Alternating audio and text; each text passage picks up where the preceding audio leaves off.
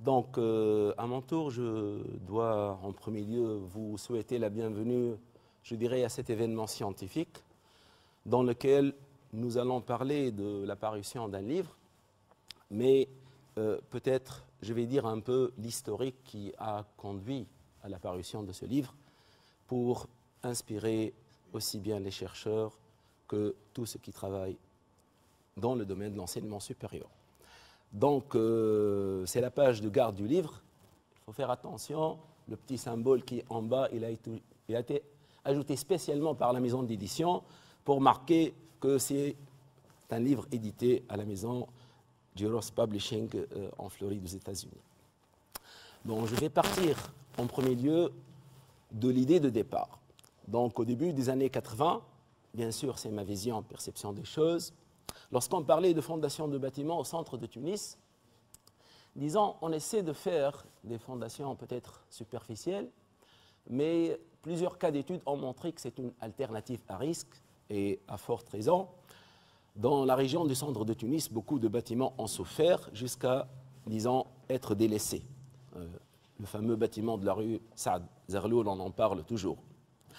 Donc, nos ingénieurs géotechniciens, je ne vais pas dire qu'ils préfèrent, mais ils n'avaient que la solution Pieux-Forêt-Bout, qui est une solution sûre, mais malheureusement, le prix, il est cher. Mais à la force des choses, par la force des choses, peut-être on s'y habitue. C'est-à-dire, on voyait que cette solution est pratiquement la solution unique si on veut construire au centre de Tunis.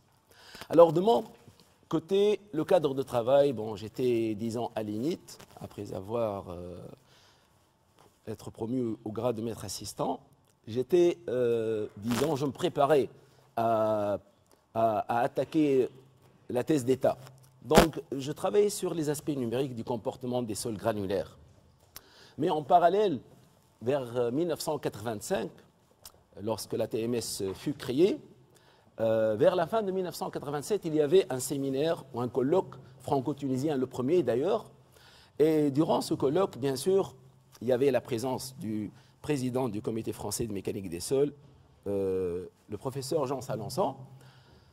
Bien sûr, Jean Salançon était un professeur très connu grâce à Si Ahmed. C'est l'une des personnes les plus éminentes avec lesquelles on a appris beaucoup de choses, notamment le calcul de la rupture. Je lui ai dit tout simplement, est-ce que vous avez une idée sur quoi peut-on travailler si on veut faire une thèse d'État?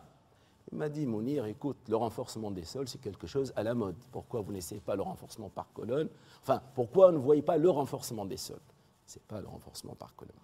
Donc, tout en disant que le travail de recherche visait une thèse d'État, donc il faut chercher l'originalité.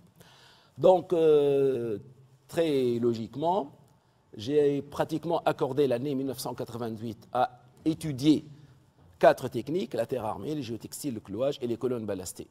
Et finalement, je me suis dit, c'est peut-être les colonnes ballastées qui pourraient peut-être un jour, dans certains projets, substituer les fameux pieux.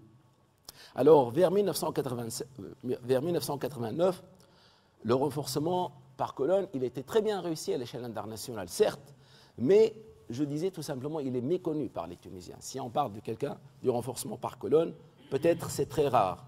On parlait de pieux de sable en Tunisie à cet instant-là. Donc, il fallait peut-être faire un projet de recherche. Et là, j'ai fait l'effort de trouver un document depuis 1991. Donc, depuis le temps où le professeur Taïb Hadri était directeur du département, je pense qu'il venait d'arriver, et on voulait constituer des équipes de recherche.